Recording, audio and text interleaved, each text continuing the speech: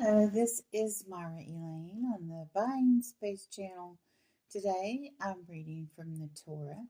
The Hebrew's on this side, and the English translation is on this side, directly from the Hebrew. I'm in chapter 23 of Exodus, starting in verse 1. Thou shalt not receive a false report, put not thy hand with the wicked to be an unrighteous witness. Thou shalt not follow a multitude to do evil, neither shalt thou speak to a cause to decline after many, to wrest judgment. Neither shalt thou favor a poor man in his cause. If thou meet an enemy's ox or his ass going astray, thou shalt surely bring it back to him again. If thou see the ass of him that hateth thee lying under his burden, and thou shalt forbear to pass by him, thou shalt surely release it with him. Thou shalt not wrest the judgment of the poor in his cause. Keep thyself far from a false speech, and him who hath been declared innocent and righteous thou shalt not slay. For I will not justify the wicked. And we turn the page this way. But I'm going to stop here at verse 7 instead of going on to verse 8. Coming near the end of this section, here the people are receiving the Levitical law, and in summation, even if a person who would do you wrong is in trouble, like if you find their animal overburdened, of course that's not really applicable for today, but think of it as a parable. And this person is your enemy. They hate you. Of course, if you're Christian, you don't hate them, right? But they are in a situation where they need help, or a member of their household needs help. You should treat them like you would your friend, because we're supposed to love one another. Sometimes you can turn someone that hates you into someone that's neutral, or even a friend, just like Proverbs says, a kind word turneth away anger. A kind deed can turn away hate. There was a boy that started, his family had lived in the community for a long time, and there was a boy that moved in the community that disliked him, and they became enemies.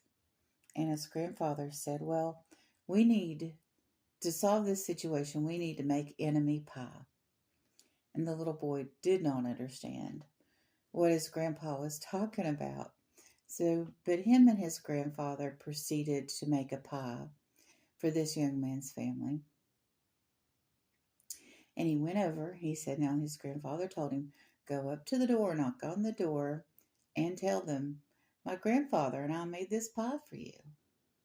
So he goes over, he does just that. The parents invite him in, they cut up the pie, and they all eat it. And by the time the pie was gone, they were all laughing and giggling and getting along. And the two boys became friends. So sometimes you have to make enemy pie. Sometimes you have to be overly giving to win someone over, because you don't want to live your life with people that hate you. I mean, these two boys had to go to school together. They were in the same neighborhood. They would have had mutual friends. The grandfather knew that this couldn't continue, that it might end up that they were beating each other up in high school or worse. um, and there's nothing wrong with healthy competition among children. But when they truly start to hate each other and do things that are mischievous to each other, the adults in the situation need to handle it. But two of these verses say that if your enemy's animal is lost and you know where it is, you're to return it. And if your enemy's um, animal is overburdened, you are to relieve that burden and return the animal to the owner, just like you would in any situation where you have social responsibility, that you see something is wrong and you do something about it, or at least you let somebody know that's involved. Maybe you don't want to call that person yourself and say, I saw, you know, so and so's child over here in this bad neighborhood, and they're at work. Could you have somebody in the family go look for that child? Or if you know where that child is, you don't want to be responsible for someone's family member or property when you know where it is. Do unto others as you would have them do unto you. And if my child or my car got stolen and somebody saw it in another neighborhood, I would want even my enemy to say something to someone about it, if not me. It would be okay, right? Because that would be irreparable harm if one of my family members was lost, if my mother wandered off, if my child wandered off, if someone stole my car or anything that I own and it was seen somewhere else. We need to have a sense of community about us, and we've lost that. People don't care anymore, and they don't report things. Matter of fact, sometimes people laugh about it. That's what kind of society we've come to be. And I know these laws seem antiquated, but they're a good way to live. I mean, there's a part in here about washing your hands. If we'd have done that in 2020 or 2019, maybe not as many people would have died if we were already doing that. Everybody knew it was a healthy thing to do.